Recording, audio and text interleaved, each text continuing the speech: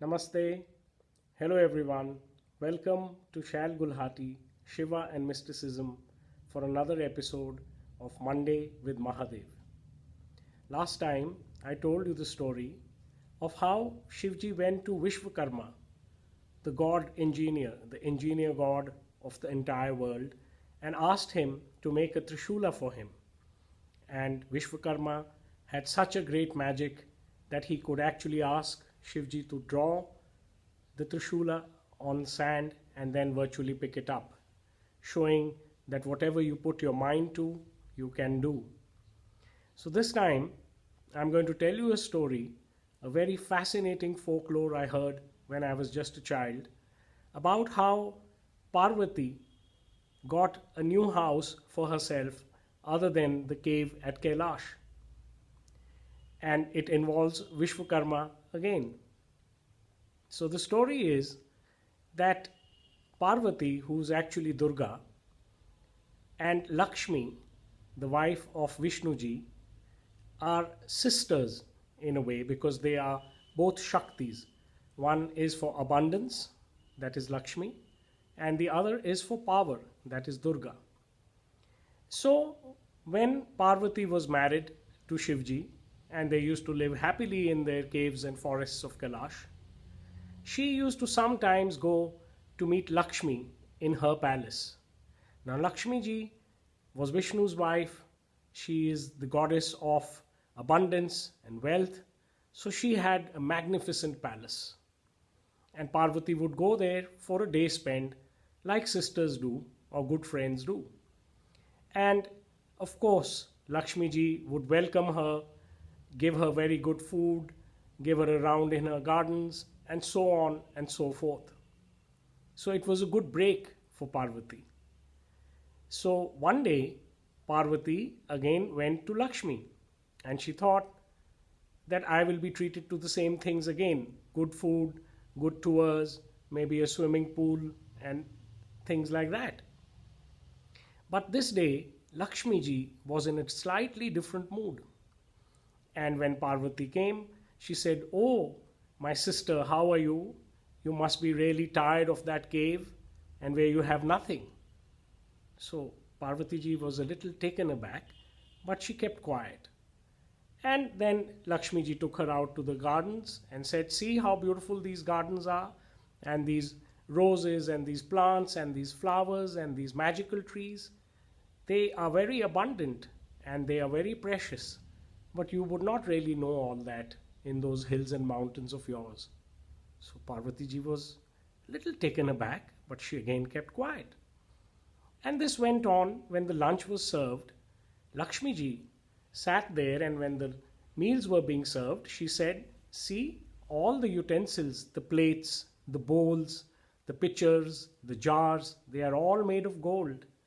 But you would not know that in those mountains and caves of yours." So by this time, Parvati ji was really quiet and she was feeling bad. And after the lunch, Lakshmi ji said, "Let us go for a swim in the royal pool." She had a royal pool in the palace. And so Parvati ji went there, and Lakshmi ji said, "See this pool? Even the outsides of the pool are made of gold. But you would not know all that because you're in that cave and you just have those waterfalls." So Parvati ji was again feeling very bad. And this kind of a thing went on, and she couldn't make anything out of it. And after the swim, Lakshmi ji said, "Now let us retire for an afternoon siesta. And we have a Swarna Kaksh, the golden chamber. But how would you know? You wouldn't know that much in the caves." So by this time, Parvati ji was, reasonably upset, and she took her leave very politely, and she said, "I will go back home. I have enjoyed myself." And she left. And then when she reached back the cave, her own home, she was furious. And she told Shivji, she said, "When am I going to have a real home of my own?" So Shivji said, "Well, this is home and it is real." So she says, "No, see, I went to Lakshmi and she has so many things. She has palaces and she has gardens and she has swimming pools. and all those things of abundance. What do I have? So Shivji said, you have me. I am Shiva, your husband, Mahadev. So Parvati ji said, no, no, no. You can't, just keep saying these things. You need to give me a new home. So Shivji smiled. He was all knowing and he knew that this is not the right time for Parvati ji to have another home. But still, because he loved her very much and he wanted her to have her wish, he called Vishwakarma ji again and said, Parvati ji wants a new house. So Vishwakarma ji, will you please build her one? And Vishwakarma ji said, yes, absolutely. My goddess, what is it that you would like? So Parvati ji thought back to what had happened earlier that day. And she remembered that Lakshmi ji had boasted about a Swarn Kaksh, a bedroom, a retiring room made of gold. And she said, I want the whole house to be made of gold. So Vishwakarma ji said, all right, what else would you like? And she thought about all the royal gardens and she said, I would want the best Vatika in the entire universe to adorn that palace. So Vishwakarma ji said, all right, done. What else? So she thought about the swimming pool incident and, she said, I want the whole palace should be floating on water like a large swimming pool.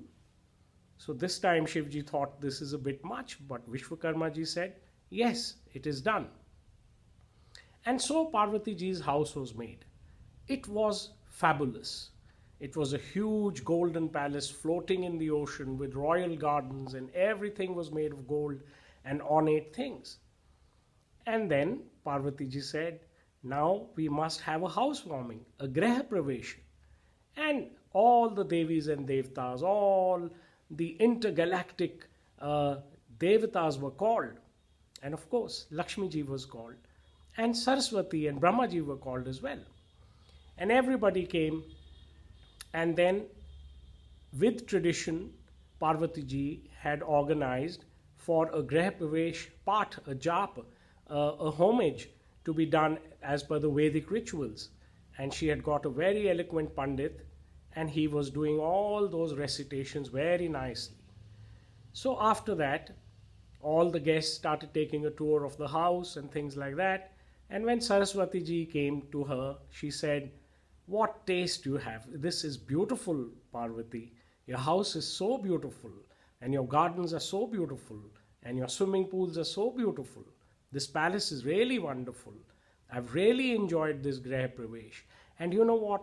Most of all, because I am Saraswati, I am the patron goddess of the arts and music and culture, I must tell you that this Pandit that you brought, he spoke the Vedas so well. He deserves a reward. And Parvati ji said, of course. So she asked the Pandit, Pandit ji, what do you want as reward? So the Pandit looked at her and said, forget it, my goddess. You will not be able to give me what I want.